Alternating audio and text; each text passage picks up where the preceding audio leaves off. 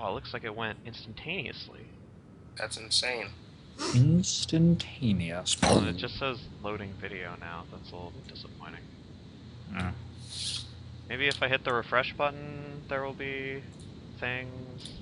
Should I comb my hair again? I don't know. I got a pre-roll ad. Your hair's a little all over the place right now. We have pre-roll ads on this channel. That is pretty. I feel like I either need to comb my hair or don a basketball jersey.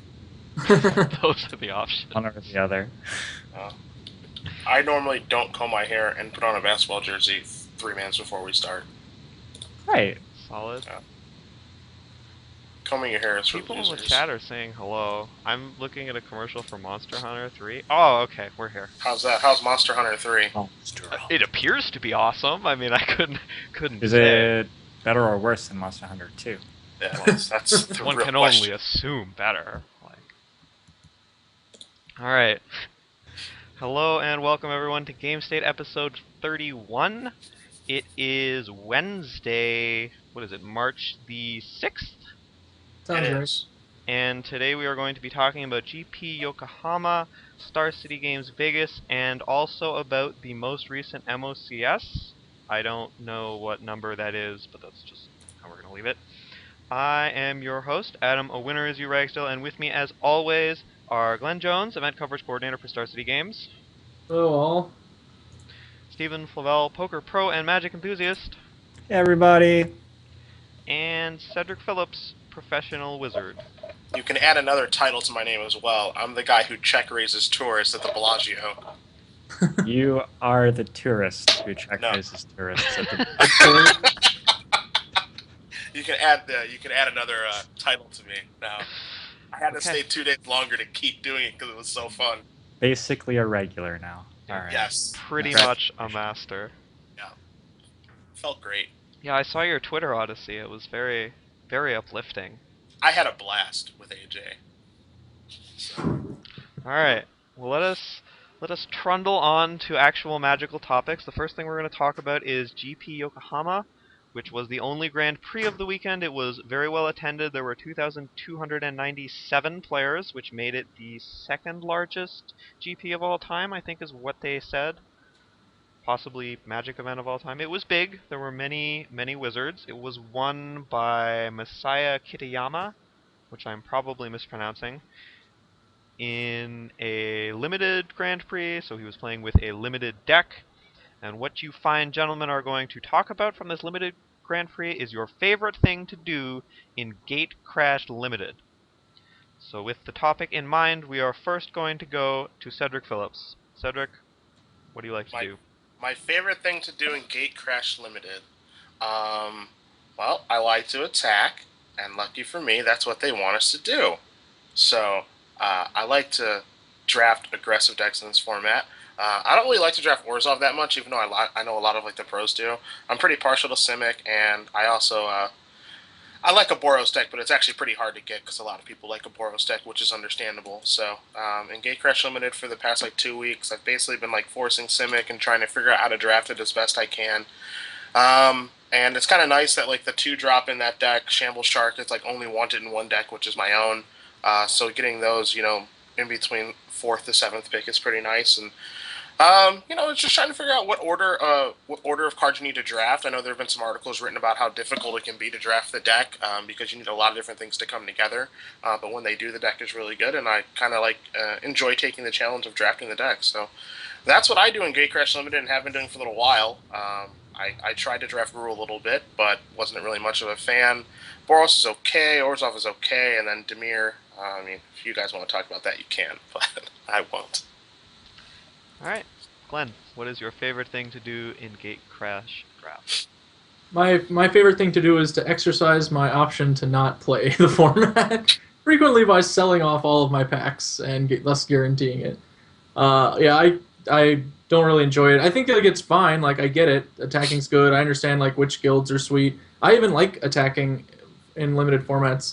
I think that's fun. But this one, it's really jammy. It feels like you're not interacting a lot. You're just sort of neither of you can profitably block most of the time because it's just really bad in almost every situation to do it.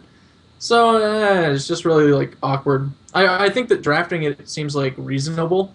Like when you're building your deck and drafting in that process, like that's the most interesting part of the format to me by far. Finding which guild is open and like moving in and like making picks that matter. But actually playing the games, not so much for me. All right, Steven, what is your favorite thing to do in gate crash drafts? So I hated Gatecrash with a passion. The first like 5 drafts I did, I probably got in like one of every guild, and they were all terrible. And then I discovered around draft 6 that I could just play all the guilds at once. So my favorite thing to do in Gatecrash drafts right now is like first pick Prophetic Prism, second pick double color rare, third pick different double color rare, and play all 3 of those cards. And I don't know, I've been winning a lot, and it's made the format palatable for me, but I still think it's fairly bad. Verdant Haven and Prophetic Prism, though, give you a pretty sweet 5-color deck, so that's enjoyable. So you're on the Tom Ross school of thought.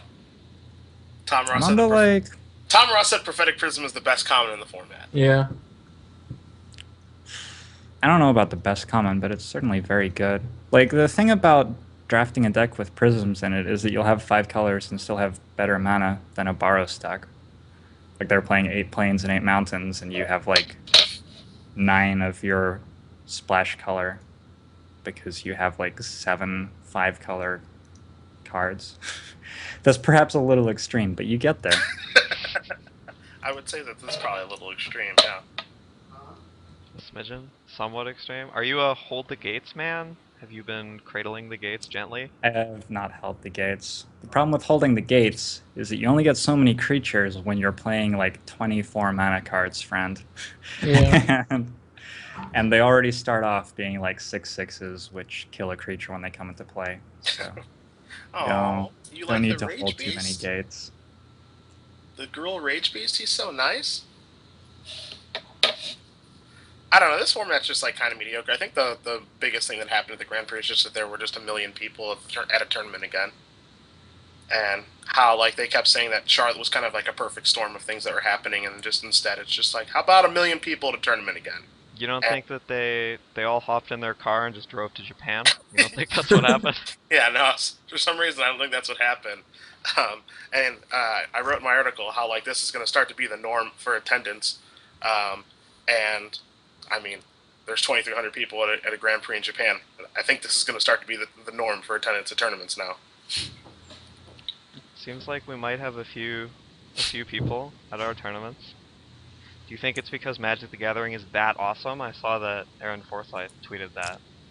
Well, there are 7 billion people in the world, and 2,000 of them play each tournament, so I don't know, at least that good. So you're At looking least that good. at least that, if not better. It's a pretty good game. It's up there. It's up there. Okay. When do you want to do Victory Meal? Do you want to do it like now before we move into all the other topics, or do you want to do it like when we get to Star City Vegas? Let's do it when we get to Star City Vegas. We'll talk about Victory Meal. All right. The next topic is going to be the MOCS, which is the Magic Online Championship Series. Is that correct? Is that what that stands for? That's Yes. correct. Okay, which is, for those who may not be super plugged into the Magic Online scene, basically a Grand Prix held on Magic Online. But this last one that happened was a little bit special because it was played in a format which has never seen the real true light of day, a format in which Pillar of Flame does not exile a creature when it is dealt damage to. So what we saw in the MOCS, and I will link the top 8 decks in chat, were that of the top 4 decks, 3 of them were Zombies decks, and one of them was a black, red, white mid-range deck, which I believe had never before seen the light of day, so to speak. So I will put the MOCS decks in chat, but I want to know, there was a little bit of controversy after the event. I know that Worth Wolport, I believe is how you pronounce his name, Yes, Worth. put himself out there on Twitter and basically asked everyone to yell at him, and they obliged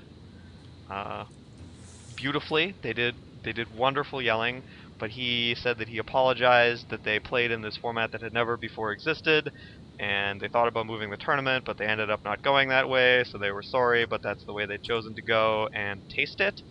He may not actually have said taste it. How do you guys feel about the way it was handled, and would you have handled it? Would you try and handle it differently going forward? Cedric, we will begin with you. This is an embarrassment. What happened here? It's embarrassing. I think we've known that Pillar of Flame has been bugged for 2 weeks? Maybe 2.5? And it just never got fixed? And so now we just have, like, alright, Zombie decks reign supreme or whatever, and, like, Zombies isn't even good. And I mean, we do a show every week, and we always look at the results of, like, the Star City Opens and stuff, and it's just like, yeah, no Zombie decks, because it's not good. Now, like, oh, just 3 in the top 4, and then some, like, I don't know, Oros deck, what have you. I think this was handled pretty poorly. I don't think this is an accurate representation of Standard at all with these Zombie decks in the top 8 and 3 in the top 4, and I think this could have been handled much, much better. And, like, putting himself out there just to take all the hatred from the people on Twitter is, like, nice or whatever for all the people that want to complain and bitch, but, I mean, we played... This is a format that will never happen, ever, again, and it shouldn't have happened in the first place. I don't understand... I don't know the logistics of, like, fixing glitches and stuff like that, but it's not like people didn't know about this. We've literally been talking about this on Twitter, like, just all the pros and anyone who tweets that's just like, oh, Pillar Flame's broken. Everyone's like, okay, and then they just go about their day. And I'm sure someone had to have reported it, but it's also impossible for them not to know. And then, you know, some zombie decks just... I guess if Pillar's broken, Zombies is good. So, I don't know. It's pretty bad what happened. And that's pretty much all there can be said. I don't want to say that the victory is tainted or anything, because, I mean, if the circumstance presents itself, I guess you're just supposed to play Zombies then and just take advantage of the opportunity, but it's pretty embarrassing. Alright, well, I'll come back to you and you can talk about how you feel about Zombies in the future. But Glenn, how do you feel about how the tournament went down? Yeah, I mean, obviously, Cedric's right that it's, like, really awkward and embarrassing. It's just the sort of thing that's, like, not supposed to happen. Like, I'm actually, like, pretty curious as to how it did. It's one of those mistakes where you just wonder, like, really? Like, whose job was it to make sure that, like, that just doesn't happen? That said, like, I would have definitely moved the tournament. I don't think it's any more awkward than having a tournament run in Fantasyland. Like, that's just drastically affected by you running a completely different game than advertised, you know? So, yeah, I think that I don't like how they handled it. I mean, I don't think any of the options are, like, a lot better than each other, but just having the one that still involves, like, correct Magic getting played seems better to me. Like, the results of this tournament aren't interesting except for the fact that they're an aberration to, like, history more than anything else. Like, that's not what you want your tournament to be. You don't want it to be remembered as that weird thing that happened because we made a giant mistake. Like, you want it to be just an actual tournament where people care about the results and what happened and who played and who won. So, yeah, not such a big fan of their choice there.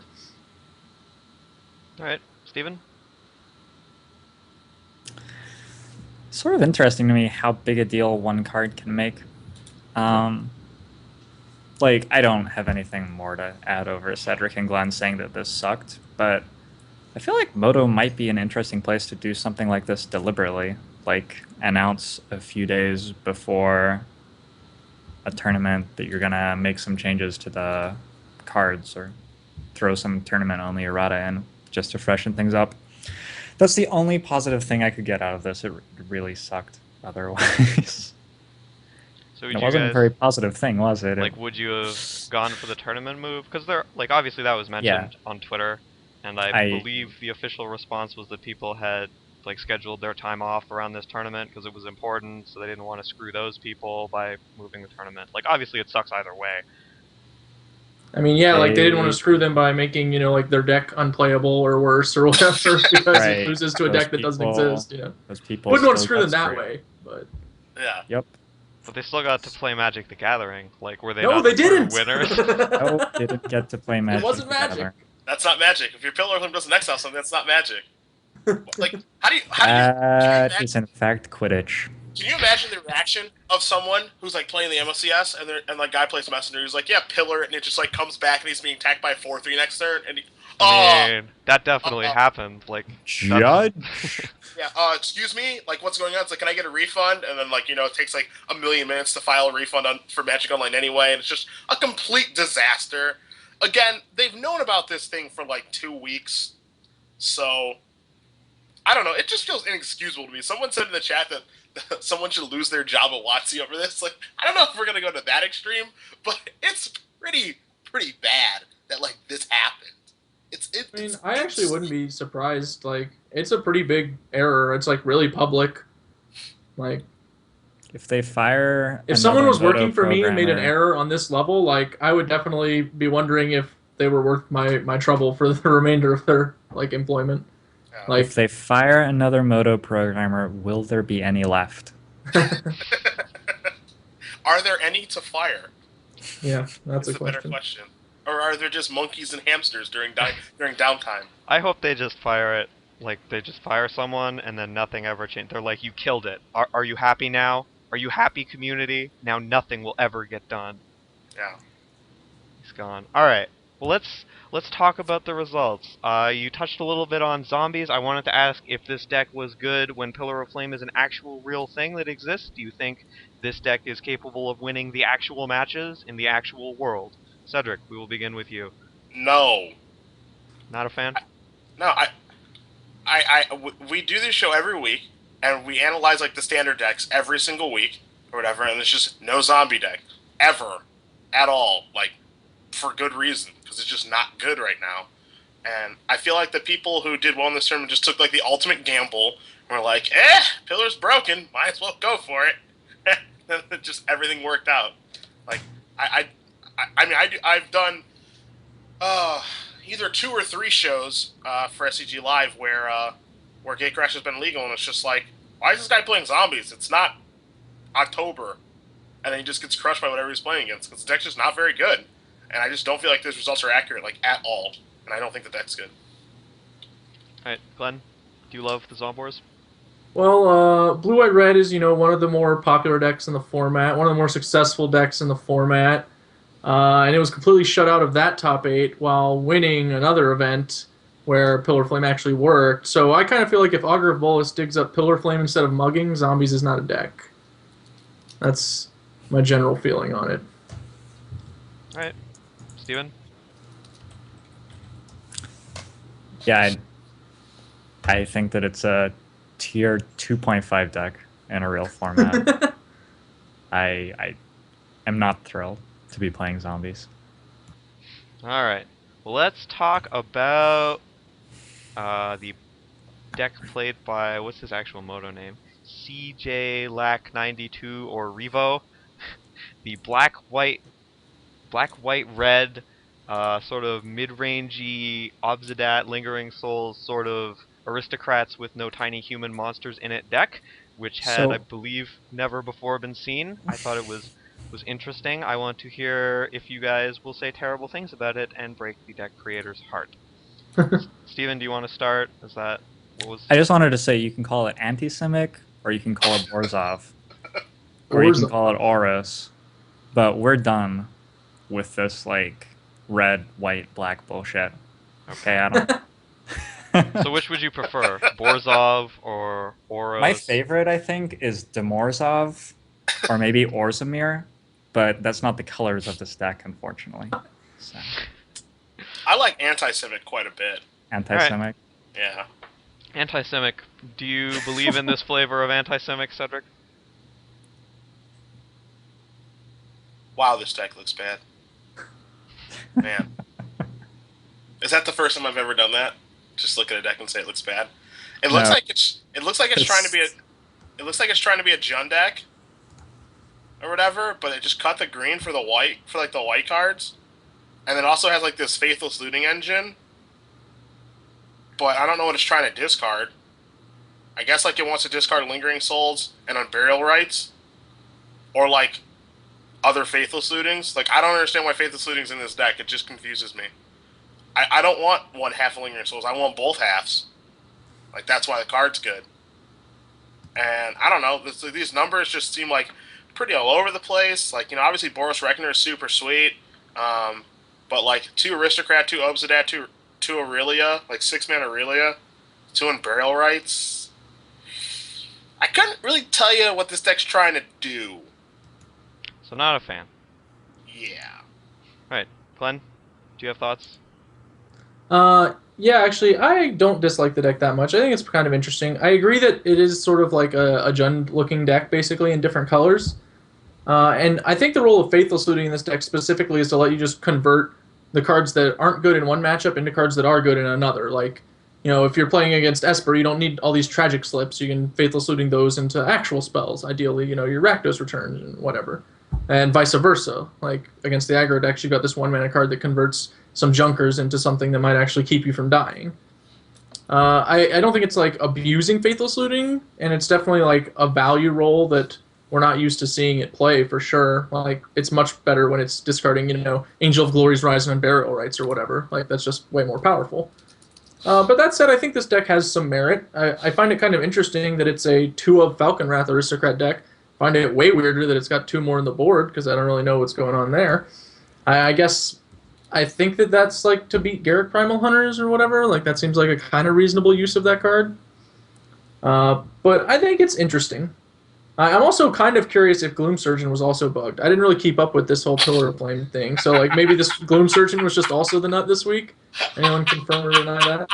I believe Gloom Surgeon did what it says on the card. Oh, rats! Yeah, Rats. damn it.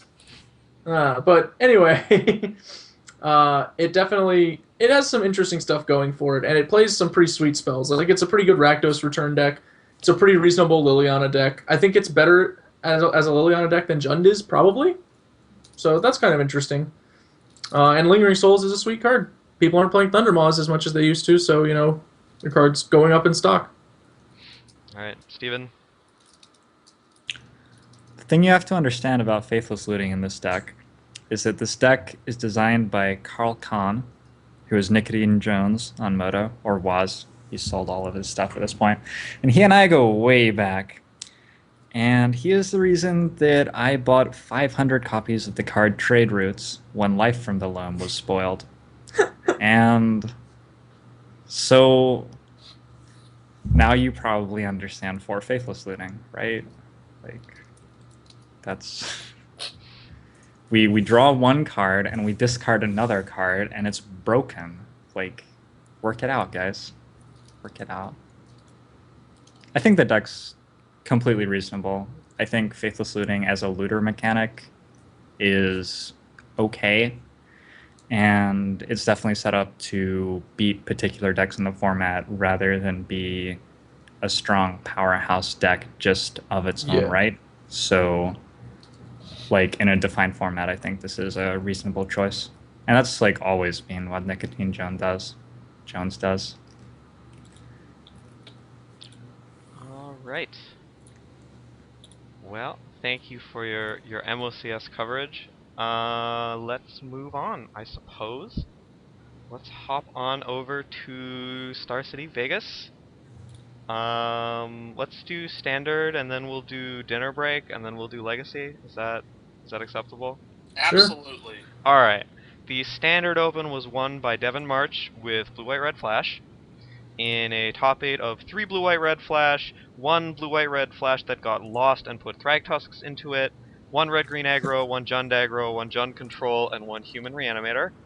I will put the top 16 decks in the chat, but I want to know from you fine gentlemen why Blue White Red Flash was so prevalent at the Star City Open games, or the Because Star Pillar City Flame Open worked. thing, and why it's not massively prevalent online or at other events. Oh man, I got it right. You have found the answer, friend. You've cracked the code. Cedric, do you think there's more to it than functional Pillar of Flame? Yeah, I do. I think like people like playing this deck, and well, there's a couple things. Like the versions of Blue White Red that you normally are seeing are the ones that are much more geared like Jerry's version is than Swedish Kibblers. Swedish Kibblers was like a lot more aggressive, where Jerry's version has a lot more Like it's a lot more controlling, has a lot more play, has a high risk fire combo. I feel like the good players who are going to play this deck feel like they can just like outplay their opponents, and it gives this kind of deck gives them the opportunity to do that with like Flash being the base mechanic around it, Augur of Bolus being an incredible blocker and giving the players more options, and obviously it has Sphinx's Revelation. So that's why I think the deck is popular. Um, it's we could talk all day about how good or bad this deck is. It feels like it's it feels like it's perfectly fine, but it's like Standard doesn't have a best deck. Um, it just has like a bunch of good decks, and you find a deck that kind of fits your skill set, and you just go from there. Like I would never play Blue White Red Flash, but I would never discourage someone from playing it because it's a perfectly reasonable deck. It has a lot of good cards in it, and I'm pretty sure it's the best Sphinx's Revelation deck. I think it's a better Revelation deck than Esper is. Have you seen Cuneo's Esper deck? That's like completely smashing Magic Online right now. I haven't, because I haven't been home for a couple of days. Is it just like Ben Stark's deck or no? It's close. Like it's not a new deck or anything. It's just Sure. like a couple cards different. Yeah, I mean there are people who like Esper too. I like the Blue Red Flash deck just because I like the inevitability that it can set up with Reckoner plus Harvest Fire. Also, I just think that Reckoner is insane, so I would lean more towards that deck than like the Esper deck. But I mean that's just who I am as a player. I lean toward the deck that has like the insane creature I can attack with as well. So. I just think Blue Red Flash is a deck that gives some players the ability to play. Devin March was one of the better players in the tournament, and when we watched him play in camera, he played well and he won. So seems like a reasonable choice to me. And Pillar of Flame worked. All right, Glenn, why Blue White Red? Yeah, I actually think that on the Open Series, Blue White Red is often a better deck than it might be at like say a Pro Tour or even a Grand Prix, specifically because of like player skill level. Like the decks that Blue White Red can struggle against are both lesser played because they're not as entertaining to many people, and also less optimally played because they're just harder. So that means like when your bad matchups are both unpopular and also not being played well, like you get a lot of free margin there.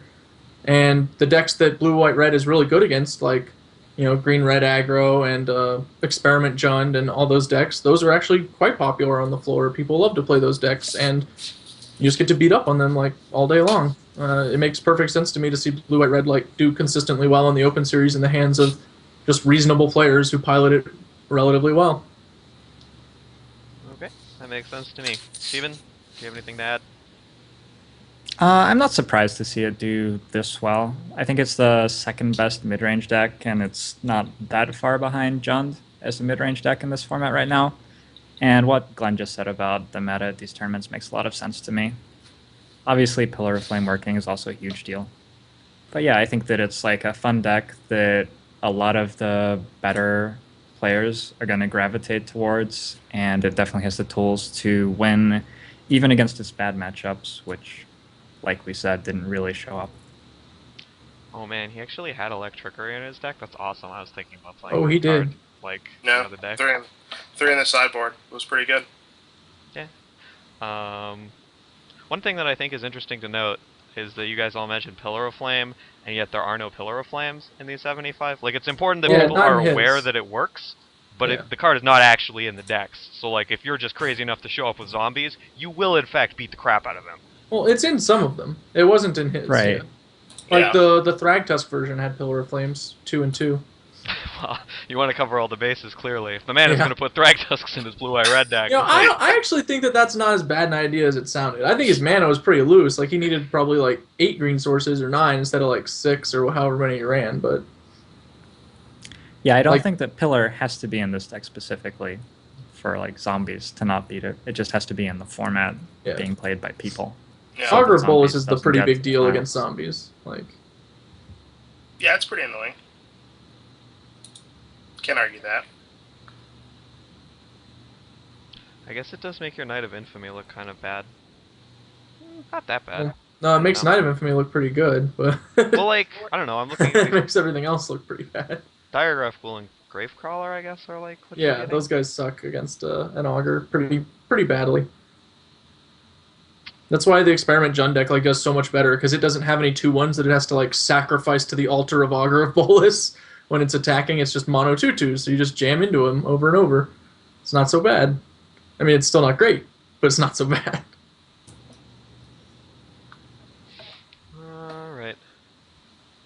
Alright. Cedric, tell us about Lotus Dinner. Game. Glenn, thank you for that. I appreciate it. So there's a place in Vegas. It's called Lotus of Siam, Siam, Siam. Yeah, Siam. it's I am. I'm stupid. Sorry. It's okay.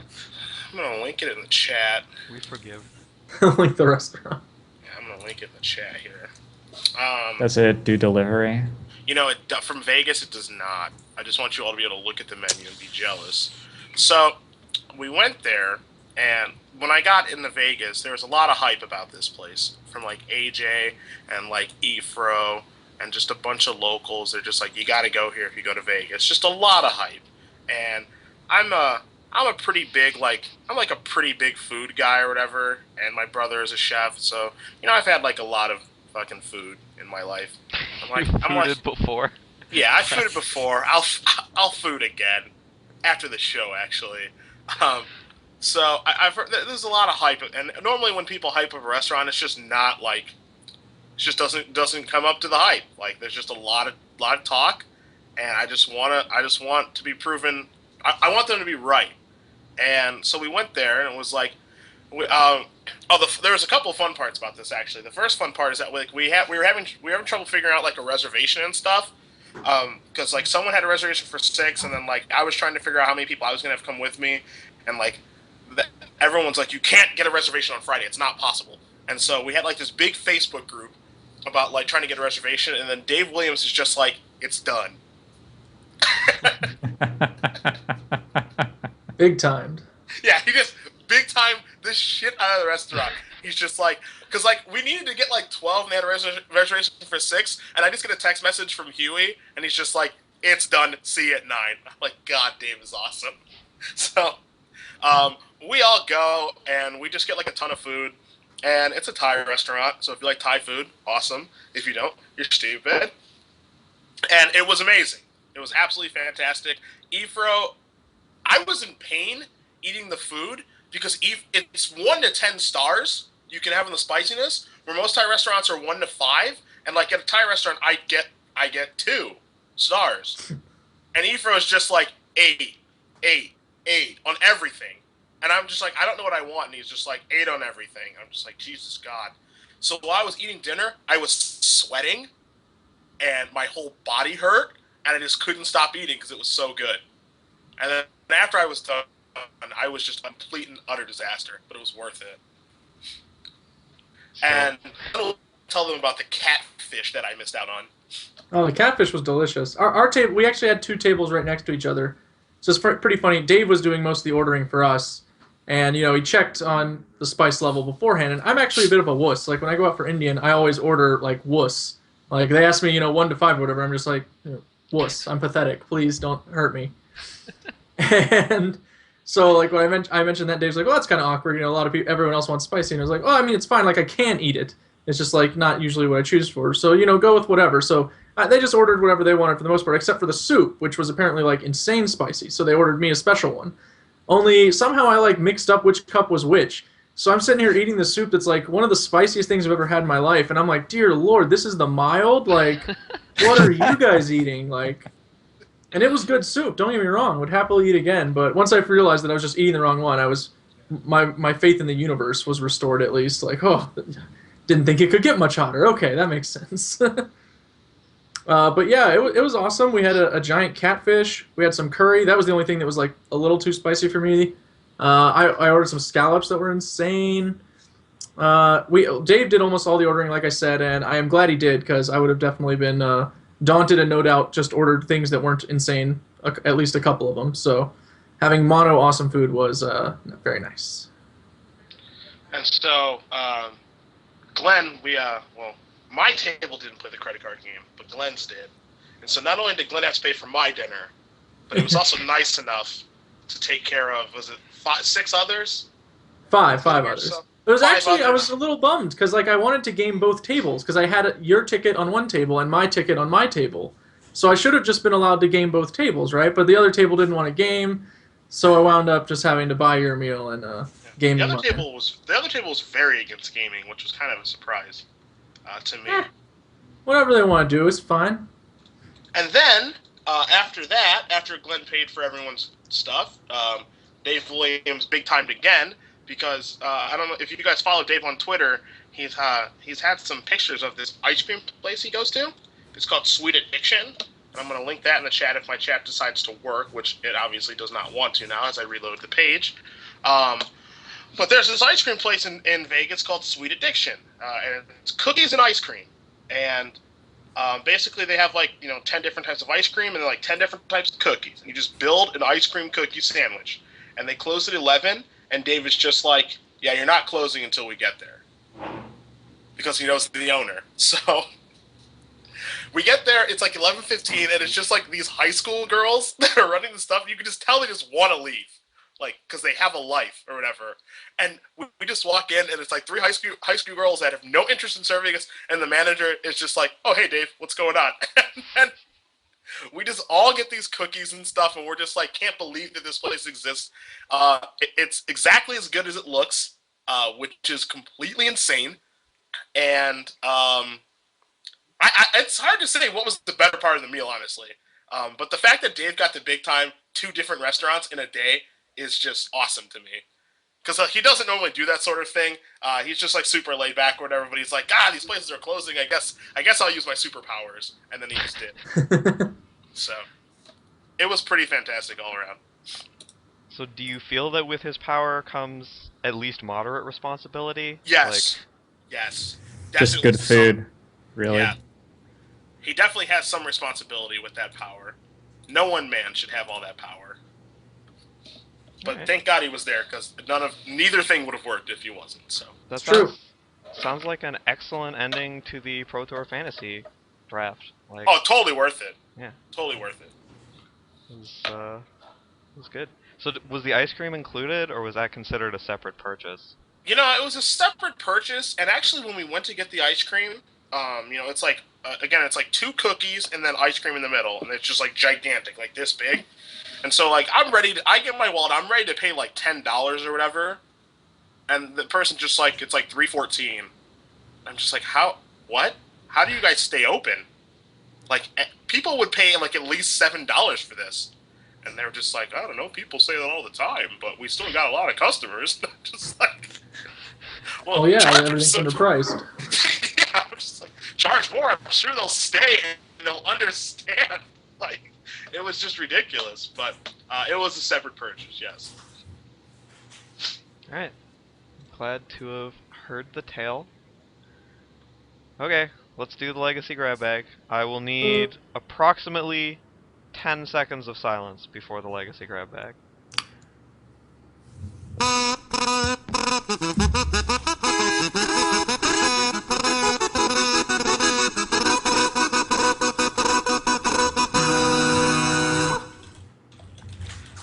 Alright, thank you very much. The Star City Games Legacy Open was... Ooh, I don't have his name down here. I know it was won by the blue-white helm player.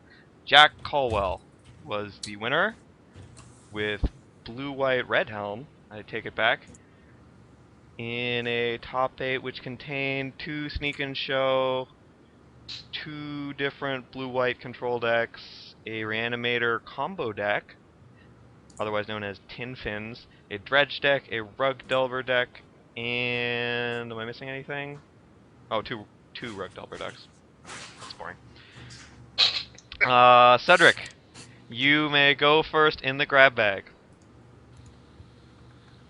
Let's see. So this is fun because this is fun because I think I know what Glenn wants to pick, but I'm gonna take it anyway and dagger him. Tin Fins. This deck is super good, actually. This is the Reanimator deck that Jacob Corey was playing, and if you're wondering where the name is from for this stupid... I mean, this deck's probably good or whatever. The name is completely retarded. It's just it's from an episode of C-Lab 2021, which is an adult swim show, and there's a restaurant, and it's an advertisement, and it's this restaurant called Grizzlebees or something. I don't know. Someone tweeted me the answer. It's Classic Legacy with its dumb deck name. But the deck is awesome. It sucks that Jacob couldn't win the tournament, but every time we had him on camera, he was killing his opponent on turn 2. And I know someone said in the final in the chat, excuse me, that he should have won the finals. That's not true. He I got don't think. obliterated in the finals. Like, Yeah, it was I don't not think. close. I don't think he can ever beat that deck if his opponent has a brain, which Jack Caldwell does. Like literally ever. He can't beat the counterbalance lock. He can't beat rest in peace. He's just dead to so many different things that his opponent's doing that I can't imagine him ever winning. And neither game was close. And Jacob and Jack actually played at the same store, and I'm pretty sure Jacob knew that like him winning was going to have to be like a miracle, and it was not to be. So Yeah. this deck's pretty good. All right, Glenn. Yeah, they did a pretty friendly split of the prize money in the finals, which I found kind of funny just because of the matchup. But obviously, like they were good friends, and I think they even like drove down together. So it was a pretty nice finals for them all told. The deck I want to pick is actually the winning deck, because I can't remember where it was. I talk about Magic in a lot of weird places, but the Enlightened Tutor engine, like I was just saying, sometime last week to somebody, I was like, this seems like a good thing to be doing. Like, why did everyone stop doing this all of a sudden? And then this guy just is doing it, wins the tournament, like rest in peacing people in game one very easily every now and again, as we saw in the finals. And yeah, it just seemed like a pretty sweet, powerful thing to do. Two counterbalance is kind of wonky, but you know, whatevs, whatevs. All right. Tough but fair. I have put the link in the entirety of the chat, so for those of you who are looking for the deck, Yeah. you cannot actually miss it. Steven, you may go. So it falls upon me to pretend there was something else interesting about this tournament. That's right, friend. It's all you. There was a dredge deck in the top 8, and I haven't seen one of those in the top 8 for quite a while. Do either of you guys know off the top of your heads when the last time that happened was? It was No. probably Did him. you check out the sideboard of the dredge deck? Yeah, it was like the Painter's Servant Grindstone. Yeah. Which, like, It's a little interesting. I feel like if I was going to play Belcher, I might run that sideboard and just, like, on the Atog sideboard principle. Just, like, have it there for people to be confused. I don't know that I would ever side this in the dredge deck. I don't know. Can I, like, give my grab bag spot to Adam to tell stories about watching the top 4? Because I really enjoyed Adam's stories. So can we talk about the 0-land 7-card keep against Huey? Absolutely. Like, do you guys think that it was... YOLO! Do you think it was, like, reasonable the way that Huey played that game? I've talked to Huey a lot since then, since I was at the poker table with him for the past 3 days. I mean, he thought that his Gristlebrand was going to actually draw him some cards when it came in or whatever, and got, like, Ventured. Like, he assumed that, you know, the dude had, like, some number of forces, and then, like, he probably had either Venser or Detention Sphere, and then if he had Venser, either one, if he has Venser or Detention Sphere, he's like, okay, well, my Gristlebrand will draw me 7 more cards, like 7 real cards, and I'll be okay, and he just never did.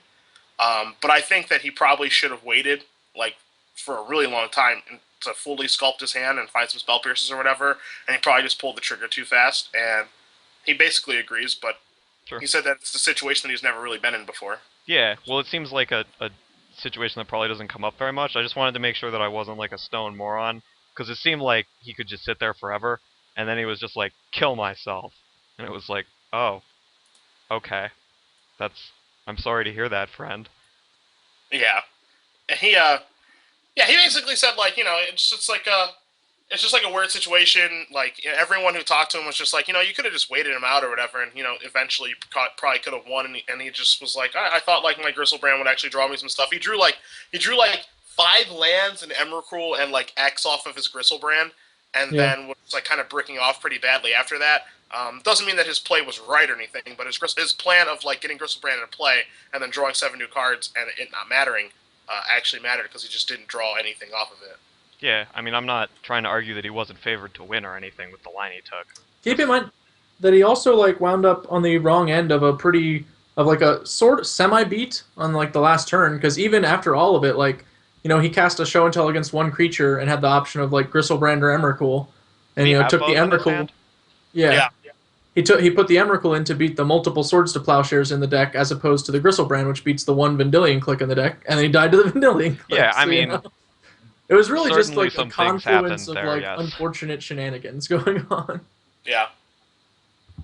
I don't think he's a favorite to win the match in the first place. But when the guy does keep a no lander or whatever, It was a bold decision, which I believe is how you described it from the booth. yeah, I did use I think the exact words I used were bold decision. Yeah. Yeah. Got a little flack for that one on Twitter. Thanks, guys. You want me to call him a moron while I'm in the booth? I would vastly prefer that. Yes. Huh? Yeah, I don't know if maybe did he think I think maybe he thought the matchup was like really bad from game one or something, and just wanted to keep that. But I don't know. It doesn't feel like it is. I think the sideboard games it gets way better for him once he can load his deck up with threes for counterbalance. Like, Let me give you a little. Seems like it can't be that hard. Let me give you a little inside information, Glenn. After we were done in the booth, and you did your sideboard interview with him, and Osip and I wrapped up the show, I went to the bathroom, and in the bathroom was a Jack Caldwell, and I was secretly in a stall in the bathroom when he was in there, so he didn't know I was in there, and he was talking with his friend, and he was just saying how the matchup was super close, and he just kept his opening hand because he was super nervous and didn't realize he was playing against Huey, and there's a lot of different ways that the matchup can go. Because he has to have the right answer at the right time and all this stuff, and it's really funny because he was super nervous during his winner's interview, and then while I was in the bathroom secretly, in a corner, he was just like, "Yeah, I know everything about this matchup." He's like, "It's 50-50 for me, it depends on what he has and what I have, all this stuff." And I'm like, "Man, why don't you just talk like that when you're on camera with Glenn?" Because he seems super intelligent and knew what was going on, and then with his winner's interview, he was like, I won, and that's cool. I'm super happy. Yeah, the legacy winner interviews are always tough because everyone's always tired at that point. It's been a minimum 12-hour day, no matter what happened. So I got sympathy for him. I mean, it's been a 12-hour day for me too, if not much more. Usually 16. So I'm in there chatting. Yeah. Just saying. Well, you're a professional. No one could question this. Oh, there's something. What are you doing to your shoulder? I was brushing it off. Why? Get your laces too. Brush off those laces. Yeah, I don't understand. Do you need a vacuum to clean up the dirt on the ground? It's only a little bit, so okay. Should be good. All right. Well, I appreciate you doubling as a secret agent to get that information for our show. Yeah, we just broke into investigative journalism. Now, guys, do I have to start well checking done. under stalls when I use the bathroom at shows? You'll never know where I'll be. You'll never know. Actual Cedrics. So do you guys think that that's going to be a force moving forward? Will we see more tin fins? Or is that just a thing we saw in Vegas? I thought you meant no-landers. No. I can say with statistical certainty that we will see more no-land keeps. I feel comfortable in saying that. You could even say that it was 3 forces, right? You did have 3 forces. It was 3 forces, Right. 3 blue cards, and a Venser. Yeah. And he just You had mean the blue soul cards? read One of that them was was going to get him there. And it did. I actually think one of the cards was a top. I think it was 3. I think it was 3 maybe. versus 3 blue cards in the top, and one of the blue cards was Venser. But yeah, I mean, his keep is psycho, but it's not so psycho that I hate it. Honestly, it's right on the edge of wow, that's the worst thing I've ever seen. But I don't know. I don't hate it, honestly. So more watching the tin fins? Twitter backlash happen was pretty fun. So everyone's like, oh, blah, blah, blah, what an idiot, blah, blah, blah, blah, blah. And then this is awkward. Yeah, Well, I mean, the way the game played was awesome. It was very enjoyable. Yeah. Because he was just doing things, and Huey was looking at him, and he was he takes his first turn, and he's discard step. He's and Huey's I'm not really sure how to we don't play this game very much. Normally my opponent does things, and then I respond appropriately, and we play Magic. And yeah, that's not what happened. That's I have your deck list. I know that you're playing a deck with lands. What are you doing? Basically, as far as your tin fins question, no, that deck's pretty legit. actually. Like it can't beat counterbalance top deck decks, but like other decks, I think it just destroys. As like Jay Corey's losses in the tournament were to Huey, who's the nut, and then he lost in the finals to a deck I don't think he can ever beat because he can't beat like any of the cards in the blue white helm deck, like actual none of them. So I think that deck's really really good. Okay, fun. Yeah, I mean, it's a reasonable deck. I think we'll continue to see it. It was pretty cheap. I know some of the cards are spiking now, but like at the end of the day, the cards are still like Shallow Graves and Dark Rituals or whatever, so just people will buy them and play them in Magic tournaments. It's not very hard. I think that the deck is cool. I mean, I'm not sure how much better it is than other similar decks, but that's mostly, I'm not experienced with other similar decks either, so. You're not a dredge monster? I'm not a dredge monster. No, I'm a bread and butter magician. I just sit down, play lands and spells.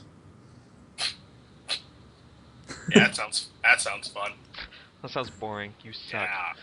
Yeah, Do you yell at kids on your lawn? yeah, that's accurate. I would if I had a lawn and there were kids on them. Nice. Right now, my lawn is buried in snow, so it's a little, empty, except for the snow. You could yell at the snow. I did last night. Good work. Good work. How did that it work out leave? for you? Yeah, like, Did it is it leave? gone? No, it's still snow everywhere. I mean, it's not in the road where I was driving anymore, which is nice. But yeah, I definitely had been inside all day. I streamed for 5 hours, and it'd been a perfectly nice day when I went out and filmed Above the Curve, and then I just went outside to go get some food, and there's just white everywhere. Like can't see the ground at any point. And I'm just yelling at my roommates like, "What the heck happened?" Like, Yeah, it's their fault. You should yell at them. I feel God like nobody damn it. nobody told me that it was snowing. Felt left out. Thanks, Obama. Well played. Well played. Alright, so we've more or less run to the end of the events that happened last weekend. There are going to be 2 standard Grand Prix next weekend before our next show. Do you guys have any predictions? Can we take some guesses as to what's going to win? I'll say either standard Grand Prix. I'll give you... There's one in Rio de Janeiro, and there's one in Verona. So, Cedric, pick one of the winners. Human Reanimator. Okay, that's reasonable. I will accept that. Fun? Junk Reanimator. So just like Angels of Serenity and Craterhoof Behemoths and stuff? Yeah, it's time. Otherwise known as the Budakov, Neighbors. I think. Alright, Steven.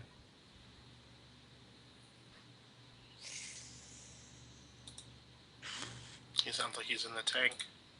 I'm deep in the tank. This is like what are we wagering on this and stuff? Pride, Yeah, Mostly pride. avoidance Pride. of being made fun of. and the odds of that are very, very low given the Yeah, that's context. correct. So, Tough game. I'll take Esper. Idiot. I couldn't take the one you took, so. I'm gonna take like some sort of lunatic emissary aggro. You're dead. I mean, Game. Those Well, decks That's always been like take mono top 8, and then they performing, don't but do not winning in anything. tournaments. no, Which I don't is, think that deck's fine, good, but like, It's not winning.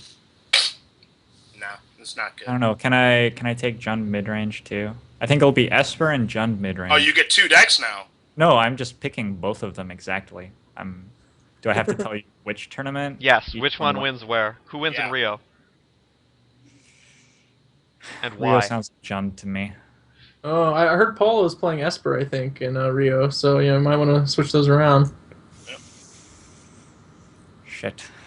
Sauce XOXO Everything- is wondering why none of us picked the Everything is mono black falling wolf apart front deck. around me. World Mono is Black Wolf Run deck? That's just like from Travis Wu saying he wanted to put Wolf Run in Conley's deck, right? Like that's where that's coming from. Yeah, Just double checking. I understand. The deck Does was. that one have Zuberas yet? There are no Zuberas in that deck yet. Droll no. Keyrune's not so far from a Zubera. Yeah. Alright.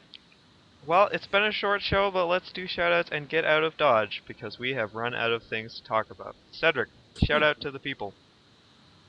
Hi, everybody. Thanks for watching today. Really appreciate it. I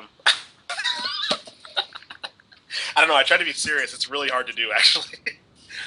Tomorrow, I'm going to be streaming for 9 hours. 9 of them. Wow.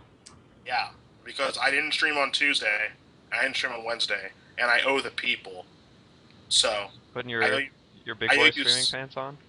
I owe you 6 hours of streaming, plus the 3 that I normally stream on Thursday. So I'm going to stream for 9 hours. Oh, great. Here's MJ telling me that 9 hours is nothing. I mean, it is nothing. Oh, sorry, Mike. I'm sorry I don't go on streaming benders like you. I streamed for 12 hours straight last Thursday. What the hell is wrong with you people? Dude, Blake. My That was- average stream is like 4 or 5 hours. Yeah. That was standard, Just like too back in long. the day. That's just too long to stream. Hey man, as long as they're watching, whatever. Keep MJ playing. and I actually had to stream uphill in the snow both ways. I'm not sure if you're aware before you started. So I see, I actually just mailed people like drawings of the Gamestate. Yeah. I had no idea. Well, guess what? I won't be streaming. I'll be streaming stand for 12 hours. No, that's why they make chairs. I'll be streaming for 9 hours tomorrow. I'll be testing modern, maybe a little bit of standard, and maybe a little bit of gate crash. But there's 2 PTQs this weekend on Moto, so I'm gonna get ready for those. And yeah, like that's it. So thanks for watching, and kick it over to somebody else. alright, Glenn, you can do shout out. What are you going to be streaming, Cedric? I'm curious. I'm going to be testing either Red Green Tron, or I'm going to be testing Living End. So modern for sure, though. Yeah, I mean, I'm going to mix in like a bunch of different formats, because I'm going to be playing like 2 or 3 formats at once. I'm not going to be streaming the Amulet deck, because that deck is horseshit. It's awesome. So No, fun. it's not. It can't be both. Well, for myself, I'm working this weekend in Indy, but I have the weekend after off for PTQ, the last one I'll get to play in. So I'm planning to play a bunch of Modern this week, and I'll certainly stream some of it. I did that last night, and so far I really like Caleb's Blue-White-Red Twin deck. The Amulet deck is really fun. I might consider playing it in a PTQ, but I'm much more interested in the Twin deck at the moment. It feels like it's got a lot of sweet things going on. So yeah, you can definitely drop by my stream or Twitter and keep updated on when that's going to happen. Alrighty, Steven, do you have anything for us? Yeah, this week I'm gonna try to stream some Gate Crash Limited, so you can check out my Twitch channel and my Twitter and stuff if you want to see that. And I'm also maybe gonna shave. Oh no. Are you going to stream that, the shaving? I'll stream my shaving if you stream yours. I'd have to shave to stream Is myself Cedric offering shaving. to play doctor with you? Is that, like, Yeah. what's happening? Let's have a shave off. Think that that's what the people want? Are you just like trying to There's no work out question. like this will take me 45 minutes and there's only 8 hours and 15 minutes left to fill? Is that what's going on? Yeah, let's have a shave off, man. All right. My razor versus your razor. I have a Gillette, I have a $20 thing from Target, I think. so there's a I good don't chance think you'll it has a cut brand yourself. name. Well, I have it on good authority that Gillette is, in fact, the best a man can get. So, It is. You know, it's Isn't it like trite but true. a Trite jet but fighter true. too? Pretty sure it's a jet fighter. could be. Alright, I am going to say I've been streaming a little bit. It's happened a couple times the last few days. I'm probably going to stream a standard daily after this ends, since there's one at 9. I'm going to play the black-white-red deck from the MOCS, I think, so if people are curious Sweet. about that, they can see that. I was goofing around in 2-mans with it before the show. But yeah, thanks for watching, and we will see you guys next week. Bye, everyone. Bye.